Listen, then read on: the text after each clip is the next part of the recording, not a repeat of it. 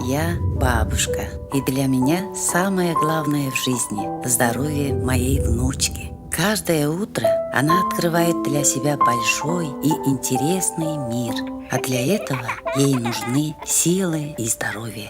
Для укрепления здоровья и правильного развития нашего малыша наш семейный врач рекомендовал использовать гулясык, который содержит все необходимые для этого витамины и минералы. Гулясык можно добавлять в густую пищу, например, кашу. Можно добавлять и в айран.